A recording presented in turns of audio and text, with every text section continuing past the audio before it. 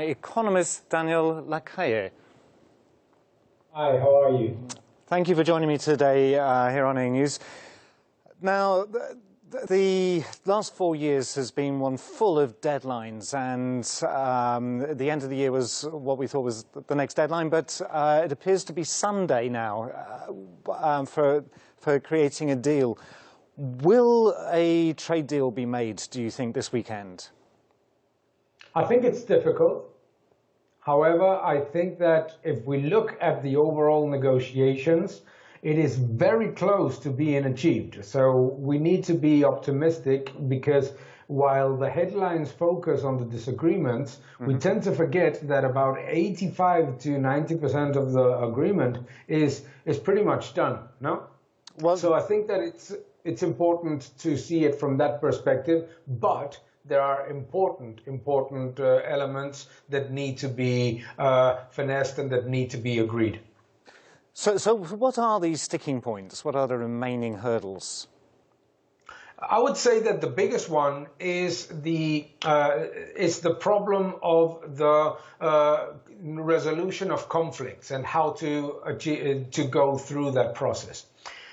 In the trade agreement, the European Union wants the UK to agree to a settlement of disputes that will be done through the European institutions, and more importantly, that if the European Union changes its overall legislation or regulation about important factors, those would automatically be included in the agreement and therefore not be subject to negotiation with the United Kingdom. So I think that is one very important factor, because obviously it allows the European Union to impose tariffs on the UK if it does not adhere to the European Union regulations. However, it does not allow the UK to put tariffs on the European Union if those regulations go against the interests of the United Kingdom. And if all of it is sorted out or tried to solve in an international body that looks at the conflict but is an European Union institution, obviously the United Kingdom does not agree to that. But if we look at that, that is something that should be relatively easy to sort out with international agreements and with the resolution of conflicts, like, for example, the United States has with China or with the European Union itself. So, obviously, if I was a British politician, I would say that if there's no reciprocity, that it's not fair. That's basically what they're saying. Absolutely. I think that if we look at it from the perspective of the European Union wants a trade agreement that, you know, basically benefits mostly the European Union. Obviously, they're trying to defend their position. But on one side, it does not even touch anything about agriculture. And that's when we talk about fishing, we cannot separate it from agriculture, because the UK is very interested in reaching agreements that include both sectors, and obviously the international settlements and the negotiations of future changes of regulation in the European Union. So the level playing field is the key factor here. And I think that it may take some time, but I think that it will be solved maybe at the last minute or with a delay, but certainly solved. Well, as I said when I started, there will be many deadlines. You just mentioned there could be a delay. And I noticed that the EU set out contingency measures for if there is no deal. And one of those contingency measures is to extend the rights for fishing for another year. Is this perhaps a backdoor way of allowing an extension to trade talks? Absolutely it is, yes. If we think about what has been going on in the past years, everyone that has made a bet on the idea that there would not be any delay or any extension of the process of negotiation obviously has lost. And it is logical to understand that the European Union has an incentive to maintain the current agreements and to reach some level of settlement about those points of friction in the shortest period of time, fundamentally because the vast majority of the European Union countries have a massive trade surplus with the UK, while the UK is interested in reaching a solid agreement because it is reaching a bilateral agreement with one of the largest markets in the world. So I think that it is, in my opinion, very likely that they continue to build on the things that have already been agreed and that in both cases are seen as positive, and reaching some form of compromise on those sticky points that remain in the Netherlands. Well, of course, all politicians want to save face. They all want to be seen to be winning. So is it likely then that we might be seeing some sort of interim deal rather than a final deal? Very likely. Very, very likely. Even from the perspective of what you just mentioned, you said the possibility of reaching agreements and extensions on particular sectors. That is very, very likely. So, moving on into the 1st of January, we're going to see some massive changes, whether an agreement is reached or not this weekend. Nobody likes uncertainty. How is this going to affect the economies, both of Europe and of the UK? Well, certainly, if there is another delay and a prolonged process of uncertainty, it will continue to drag on gross capital formation, on investment. It will continue to drag on hiring decisions, particularly between the two areas. Think about how, for example, in London, the community of expatriates is very large, no? And the same happens in countries like Spain or France or Italy, in which there's a large community of UK nationals. So I think that all of those things will continue to be, let's say, reducing potential growth. However, I think that the idea that a delayed process or that a challenging negotiation is going to derail the economy to crisis levels, I think that has been debunked already throughout the entire process, actually. I think that most companies and most investors have grown accustomed to the idea that this is a lengthy and complicated process that can only end one way, which is with an agreement, because I come back to the point. The European Union countries have a massive trade surplus with the UK in goods, while the UK has a very significant surplus in services with the European Union. So perhaps eventually a deal will be made. Perhaps the memes that were on social media saying that in 2050 or 2080 people are still trying to reach a trade deal may yet come to fruition. Everything is possible. Now, this year has been, for both the UK and for Europe, and indeed the whole world, has been a tremendously different year than any other. The coronavirus pandemic has exacerbated every problem that might have existed. But what is the general health of the region economically? Well, I think that if we forget about the impact of COVID-19 for a second, we can at least understand that in 2019 and 2018, the economy of the European Union was quite weak in any case. Low growth, very poor productivity growth, slow improvement in employment, but still low levels of real salary growth. So I think that all of that will continue to happen 2021 to 2023.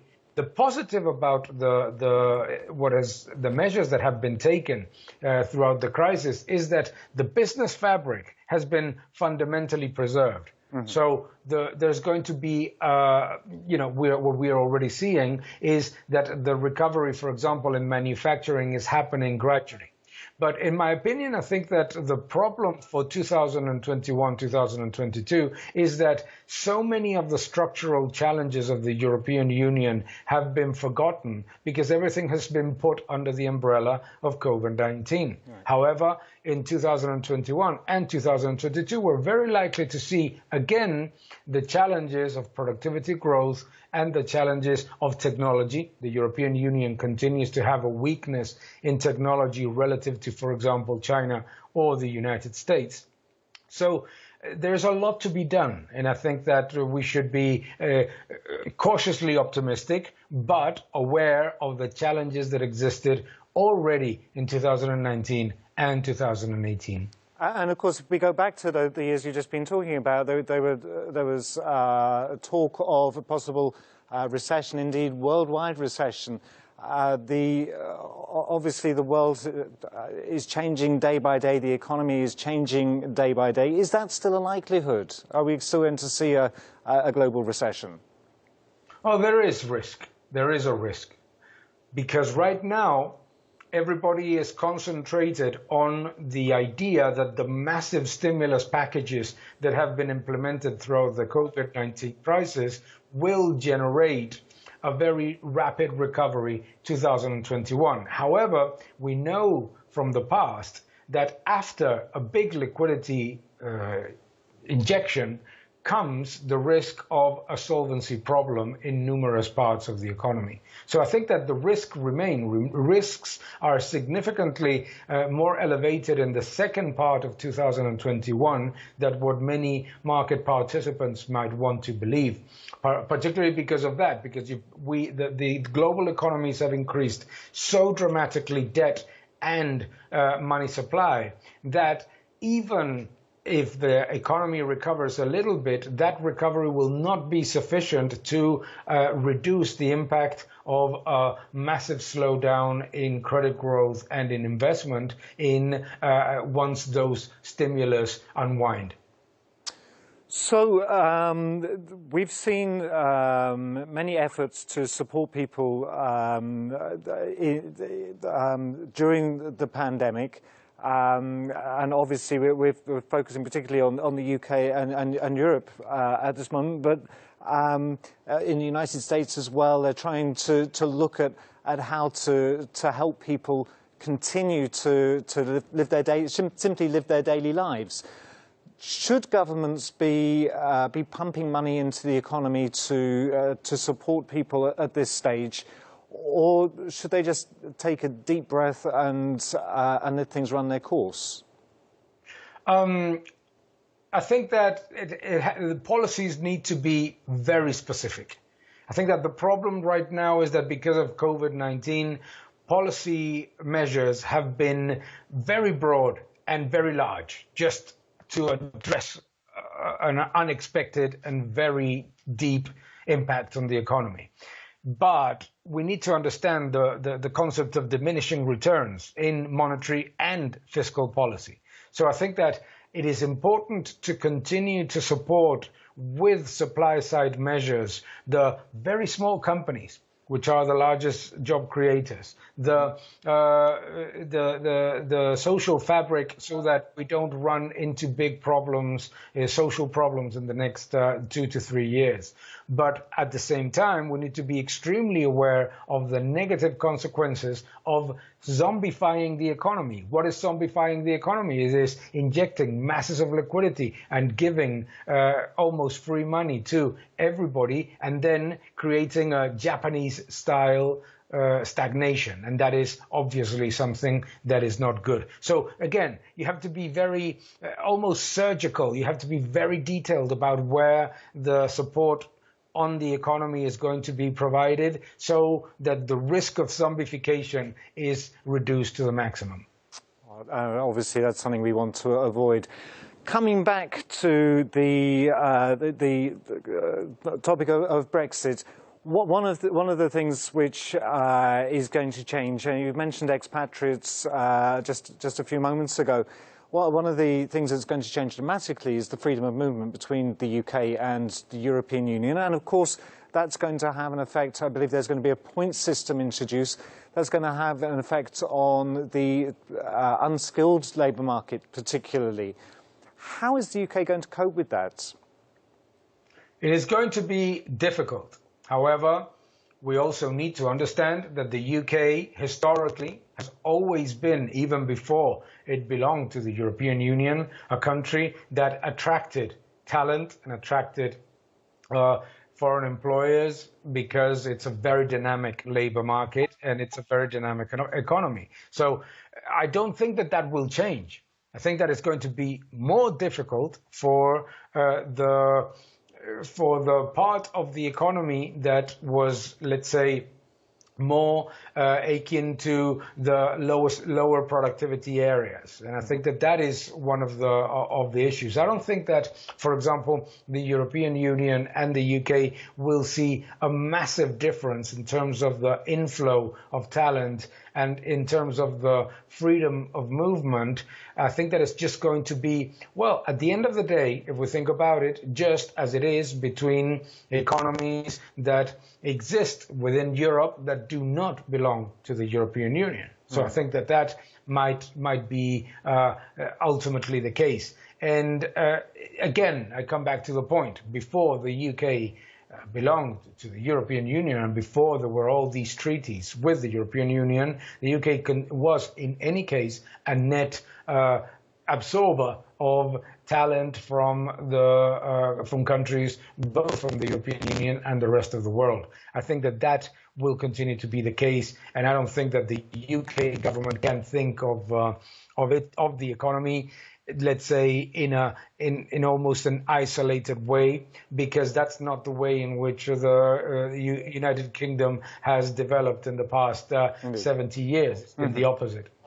And even less than I remember times before